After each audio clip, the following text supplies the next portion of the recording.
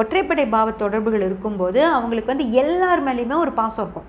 அதாவது ஆண் நண்பர்களாக இருந்தாலும் அவங்க மேலேயும் அவன் ஒரு கஷ்டப்படுறான் அப்படின்னா அவனுக்கு என்ன ஹெல்ப் பண்ணலாம், ஃபினான்ஷியலாக ஹெல்ப் பண்ணுறது, பணம் கொடுத்து ஹெல்ப் பண்ணுறது, மாரல் சப்போர்ட் கொடுத்து ஹெல்ப் பண்ணுறது, அவங்க எங்கேயா வெளியே போகிறாங்கன்னா அவங்க வீட்டு குழந்தைகளை பார்த்துக்கிறது, அவங்க வீட்டு நாயை கூட பார்த்துக்கிறது. இது சொன்னது வந்து அவங்களுக்கு வந்து ஒரு 10 வயசு பொண்ணு இருக்குது.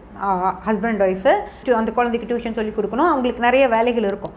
இவர் என்ன செய்கிறாருன்னா அவரோட ஃப்ரெண்டும் அவங்க மிஸ்ஸஸும் ஏதோ ஒரு காரணத்துக்காக அவங்க டவுன் சவுத்தில் இருக்காங்க, ஊருக்கு போனால் இந்த 2 குழந்தைங்கள இங்கே கொண்டு வந்து வச்சுக்கிறாங்க. காலையில் எழுந்துச்சு ஸ்கூலுக்கு அனுப்பணும். அவர் ஆஃபீஸ் போகிற டென்ஷனில் அந்த குழந்தைகளை கொண்டு போய் அங்கே எங்கே பஸ் வருமோ அங்கே கொண்டு போய் ஏற்றி விட்டுட்டு தான் போகிறாரு. அவரும் கஷ்டம்தான், இருந்தாலும் ஒரு ஃப்ரெண்டுக்காக அதையெல்லாம் ஏற்றுக்கிறார்.